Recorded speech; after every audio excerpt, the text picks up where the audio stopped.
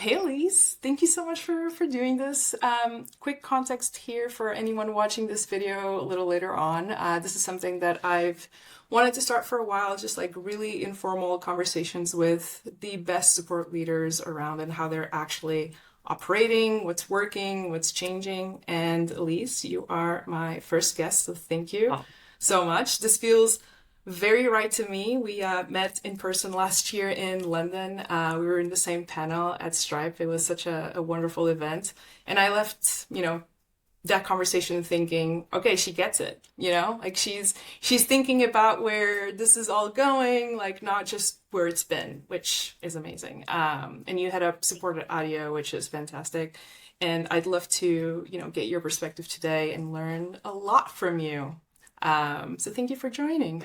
thank you so much for having me. I am very excited to chat. This is yeah, I think the more that we can all learn from each other as support leaders, the better off everyone is. And so yeah, I'm very excited to talk today.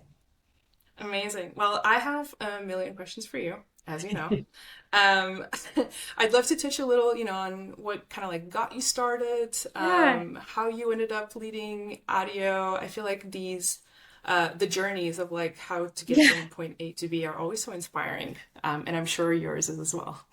I feel like many like support journeys are often non-linear. It's not as Yes. there's like a university path for support. So I started out in college. I majored in marketing actually, and had a job at a small kind of mom and pop shop outside of college, and doing a lot of SEO. And I just figured out my brain does not work that way. It was a little too far away from the customer for me. And so I found my way into account management and from there into technical support. And it was just kind of a really natural progression for me. The closer to the customer that I got, the kind of more satisfaction I had in my job and in my roles. And so through that, I found my way to Help Scout, where I was there for yeah, almost 8 years, leading up their product Wow. support team. Yeah, it was a fun journey. So we were a subsection of the support team focused mainly on like VOC reporting, as well as like the go-to-market arm for support. So really just supporting the team as we were launching new features. And then eventually found my way to Attio. So where I lead the support team here. I've been here for yeah, about a year and a half and absolutely loving the adventure. I love it. What an amazing journey.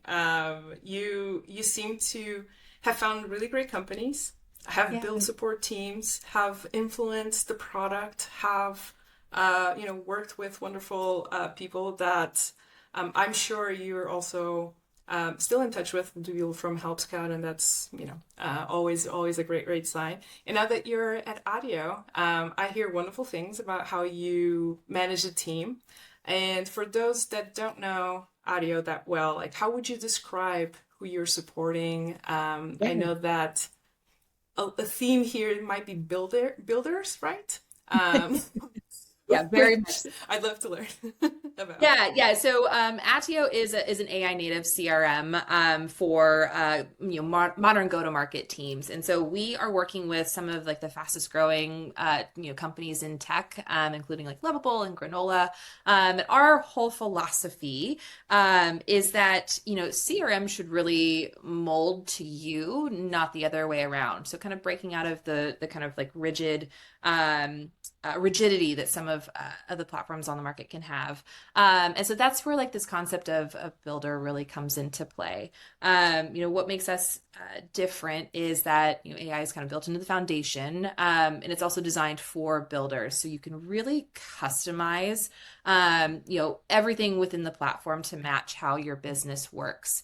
And so you can imagine the like level of like the spectrum of technical ability of customizations, right? Like Mm. there's so many things that you could do to like really mold this software to fit your business. And so our customers, again, like really range in terms of the types of customers, the kind of industries, verticals that they're in, level of technical ability. Kind of the gamut is run there in terms of just the types of folks that we get to work with. But builder is certainly a big theme for us, just as we think of like that philosophy of how your CRM should really fit you, and not the other way around. I love that. Like the Yeah. whole philosophy of the CRM should mold you. Like that's something that I also believe in for, support platforms, right? Like Yes, 100%. you're a support leader. You run your support team in a specific way. Like you shouldn't be told how to by the support platform that Yeah. you use. And that's the same with audio. I use audio every single day, and as someone who is new at playing, I get to Yeah. go in and, like look at the call transcripts and, create views and look at all of Yeah. these amazing conversations that our teams are having. And it's been such an important platform and tool for me to use. And I'm not, very technical. So it's something that I've been playing around with and kind of like building my own system, right? But for the users that are technical, like the support that Yeah. you've been building and deliver, like have you found that their expectations are different than maybe the Yes. expectations that, yeah. Yeah, absolutely, absolutely.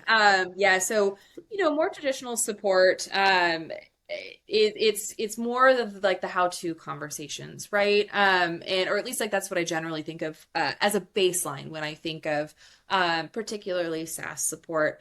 And I think that with the evolution in AI specifically, but just kind of automation and tooling, those conversations can be automated and automated very well. And so, not only are we in a world where kind of the baseline is already covered, the goalposts with a like broad platform like Attio have shifted, dramatically. And so the types of conversations that we see the most of are really kind of more in what I think of as this like consultative bucket. So it's like, Mhm. yes, like I've read the docs or I've chatted with the AI. I understand how all of this works and like what the buttons are and what the functionality is, but I don't necessarily know how that translates to my business. Mhm. And like really like helping folks understand that translation piece is a big part of the work that my support team does. I love that, especially like the part about like consultative. Yeah. Um, Curious how you're feeling about how the worlds of like customer support and customer success might be overlapping slash converging a little bit. They certainly are a little bit. I really think that support can I mean honestly this is a two-way street, right? Like success can learn a lot about the technical troubleshooting pieces from support. Support can learn a lot about that like success kind of like warm hug consultative piece. And like learn how to apply that at scale. So that's kind of something that we really think of quite deeply. We partner up with our success team throughout the day. We work very, very closely with success, not only to to support customers in specific customer situations, but also to learn from them. And they are just such a wealth of knowledge in terms of systems integrations, in terms of like the very like technical implementations that they are seeing from customers. We really want to make sure that knowledge sharing is a two-way street. And so we do a lot of thinking and training around like, okay, what are the themes that success sees quite often in their work, and how can we translate that into either training for the support team, scalable resources for the support team, or even kind of think about that in our self-serve strategy as well, right? Like, how do we take what works really, really well in our success queue and translate that out into like a very scalable approach. Wow. So basically what you're saying is that you're like creating this flywheel essentially where Yeah. feedback creates like momentum and it's Yes. just like feeding every single part of not only like the product but how your teams operate, Yeah. how your workflows get informed, how your processes get built, how your documentation gets updated, right? Yep, Um, exactly.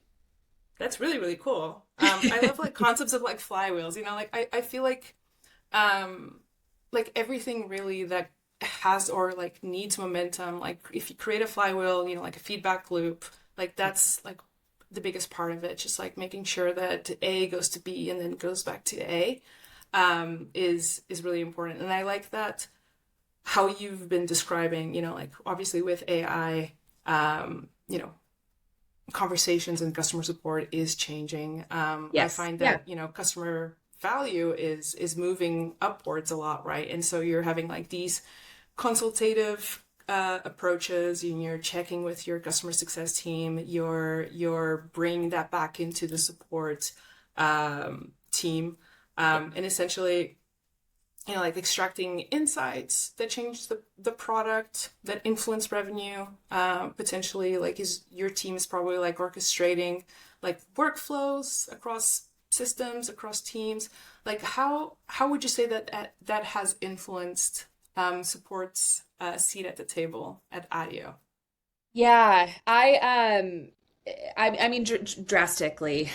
So I and this was an opinion I had before Attio, and I'm very grateful that that we share this opinion. But I really view support as, and I expand this to really customer facing teams, right? Anyone who's interacting with customers on a regular basis and has this deep level of insight and knowledge. Um, but I really view us as kind of like the foundation of which like the business kind of operates on top of. Of course, you have to have a great product, right? We all strive to have the best products that we can. But as much as we try, products are not perfect, right? And so that's where support, that's where success, that's where these customer facing teams come into play, to really create these wonderful, helpful, smooth, seamless experiences for your customers.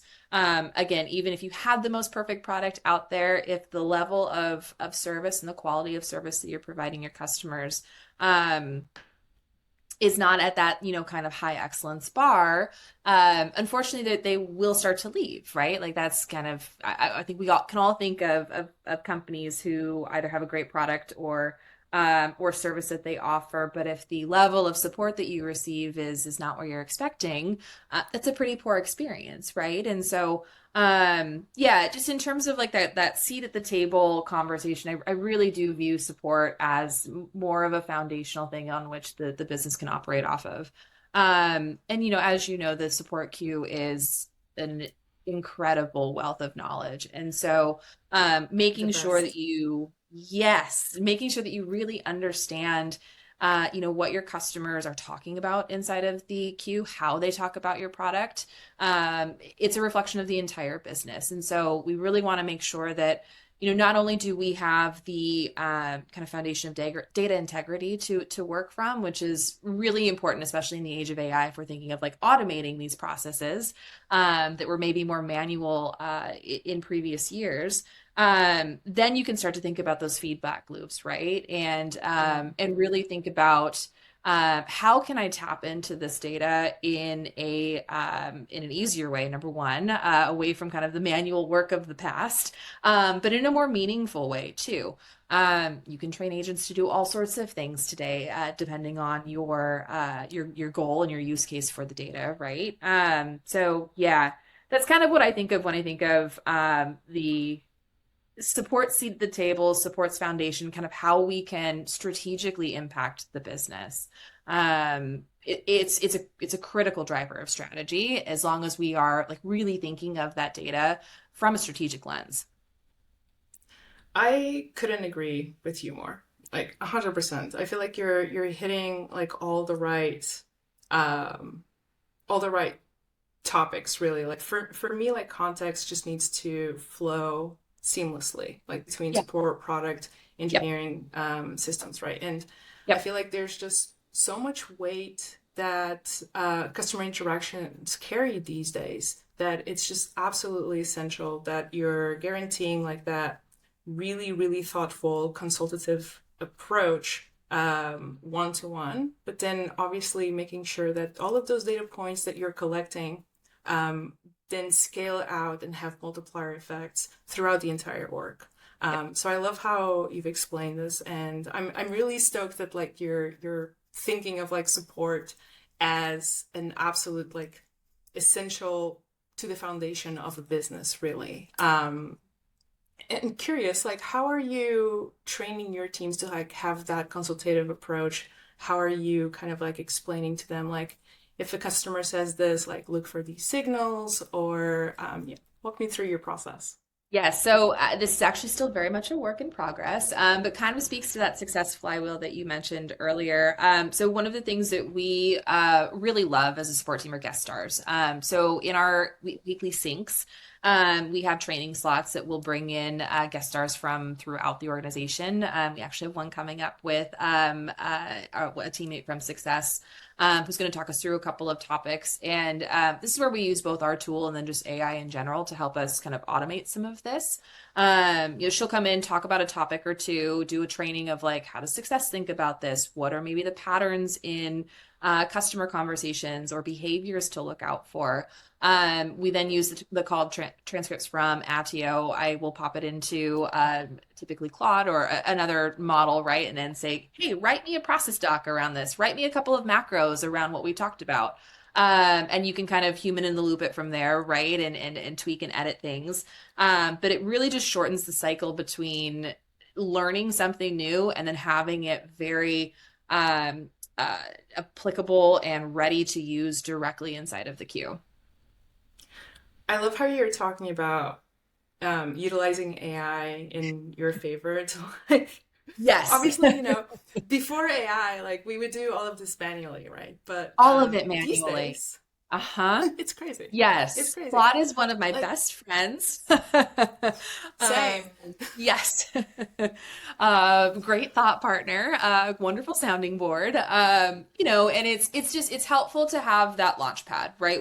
To your point, we were Yeah, doing all of this manually a few years ago, and the amount of time saved, even just to have a process doc that I can go and iterate on and tweak and edit. It might not exactly. be perfect out of the gate, but it's at least 80% of the way there, and then I just need to proofread and send it out. I mean, the kind of the time back and the gains there are incredible.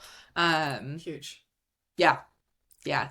And have you ever tried to get an LLM to like produce something and then go to another LLM and be like go through this, like review it and like be super critical about it, and then get that analysis, go back to the original like Claude and be like, hey, so I Yeah. got an external reviewer. Here's the feedback. What do you think?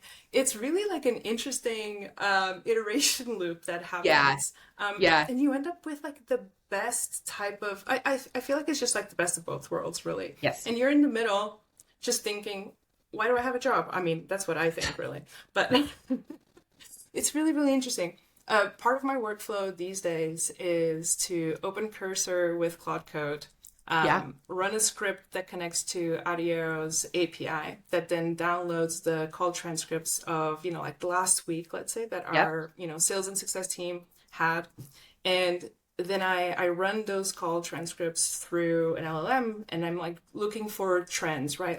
I'm looking for, okay, what are some of the topics that support leaders are mentioning this week?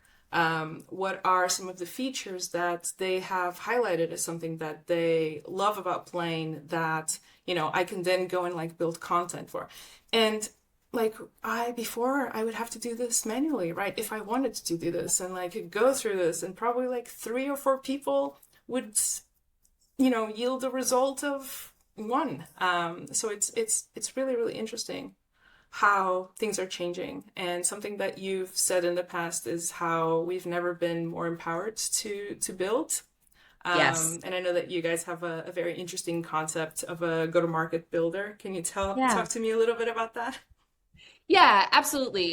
So the go-to-market builder, I kind of touched on it briefly earlier with our customer base, but I think in the world of AI, we've never been more poised to be able to influence, to control, to like have direct impact on what we are doing for customers, for the team, and for the business. And so this was actually a shower thought I had over the weekend. I thought it was just really resonated with me, that like being a builder in the world of support um, really means like stepping into your own agency. When I think of, the things that we are learning from customers in the queue, I tend to bucket it into, what can I like directly control? What is maybe documentation or support related versus like what are the things that I can influence? So product, other departments, right? Feedback into those two buckets. And being a builder and support really means that you can take agency over the things that are within your direct control, and it even expands what's in your direct control. You know, years ago, we'd have to lean on engineering for all sorts of things beyond just the product, right? Whether that was your direct engineering team or even having a support engineering team, right? To like really be like the very technical builders on your team to be able to craft, different process experiences, whatever they may be. And that's just simply not necessarily the case now. There are so many tools as long as your team is empowered to use them properly, to think about them properly, right? There's the security kind of element there that we always want to make sure is in place. I just think it's a really exciting time where support's never been, I think, better suited to really take ownership over, a lot more things that are within our direct control. And it's really exciting to be part of that.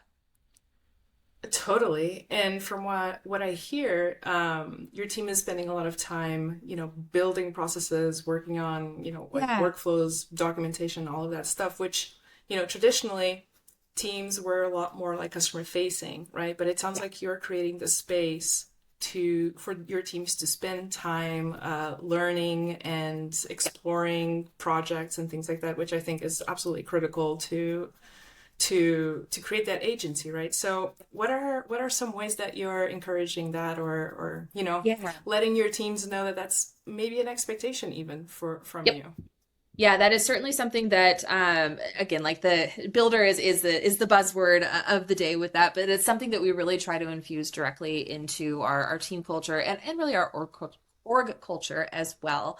I think that it's important that that our support team is able to get outside of the queue a little bit. And Mhm. whether that is for direct learning, whether that is to go and build something that can be used for customers or the team or the business, we really want to make sure that they are feeling supported in that. So part of that comes down to, frankly, forecasting, right? Making sure that we understand what our volume is. Making sure that we have the right kind of ratio and calculation around how much time in the queue that the team is expected to be in there. And that, kind of scales over time properly with how, our conversation complexity might be changing or how conversation, volume is growing. There's certainly a large forecasting element there just to make sure that you do have the time, that you've budgeted the time for the team to be able to take out of the queue. And then from there, I think it's a question of, do they have the right resources to learn what they need to learn? So we do learning blocks on the support team where they're able to take dedicated time out of the queue to just go learn something. If you wanted to, really beef up your knowledge on AI, on, anything more technical. Maybe it's something that you just have a passion for, right? You have that dedicated time to just go learn, take a course, go ahead and try to build something with the time that you have, and then report back to us. And I love that report back piece of it because it crowdsources learning within the team, and it also, if you learn and then built something, you can share that back. And so it's a really just interesting way to tap into people's brains, into what they're thinking about in a cool and creative way, and then help the team level up, along those same lines as well. Kind of yeah, solves a couple of different challenges there. And then in terms of building, I really like to run a very participatory team. We have, certain things that we're trying to accomplish quarter over quarter, but it does not have to be managed by me or the leadership team by any means. So if anyone sees a project that they, want to get involved in, or maybe they even identify an area of opportunity that we haven't thought about that's really important, um, we have full ability to jump in. So we've got folks. Finn is on the brain because we had our little planning meeting for Finn this morning, which is our AI agent that we use for customer conversations. And we've got a couple of folks across that project today, just really helping us both expand the types of content that and conversations that Finn is across, as well as iterate on like the quality level, so that we're really kind of both improving but also expanding as we go. You're taking agency to a whole new level. Like you're I love it. You're like Yeah, empowering your team. It's such a great example of like leading by example, right? yeah, yeah, absolutely. And I use this metaphor often, but I think it really paints a very clear picture. we don't necessarily get to choose like the four walls that we live in, right? Like sometimes we have a house, we have a building that we live in that's maybe predetermined, whether that's top down, whether that's support leadership. But how like the furniture goes in is not up to me necessarily, right? Like I really want to invite the team in to decorate the house.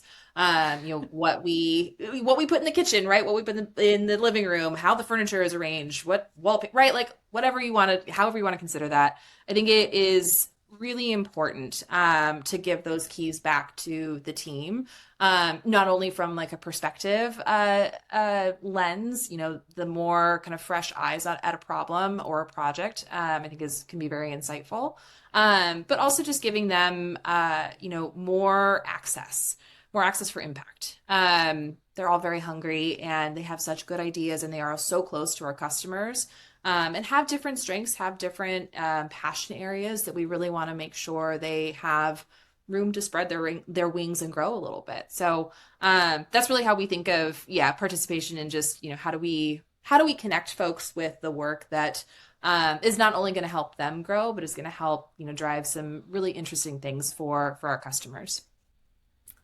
I think it just shows a lot of like self-awareness in terms of, you realize how talented and how special the team is. Yeah. And you're like positioning yourself as the leader to try to find ways to create that leverage for them, to empower them to do what they do best, really, Yep. which I think is such a great signal of an amazing support person, Oh, thank right? you. Quite literally head of support, but also head of supporting others. Yes. Yeah, it's a little meta there, right?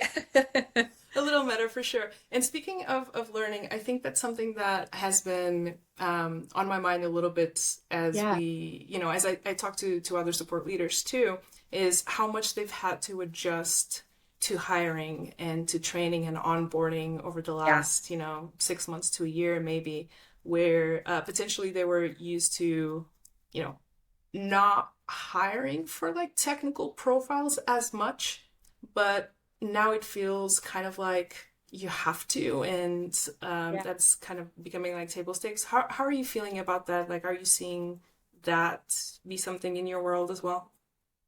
Yeah, absolutely. And I think of it not only in terms of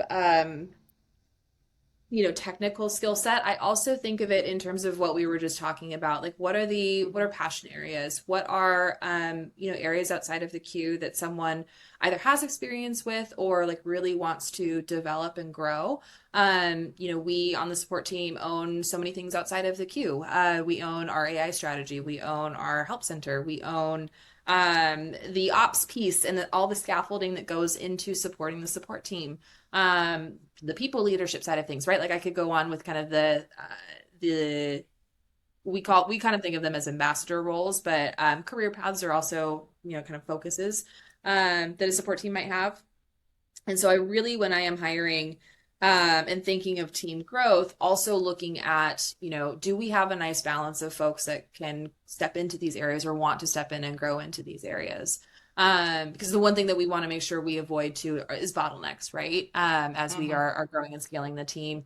If I only have, one person over operations or one person over AI or one person over help center, they're eventually going to get overloaded, number one. But it just I worry about the burnout of that person. So we want to make sure that as we do scale the team, we're thinking about who we're hiring, what the mix of talent and skill set and kind of focus areas are is really nice and balanced across the team.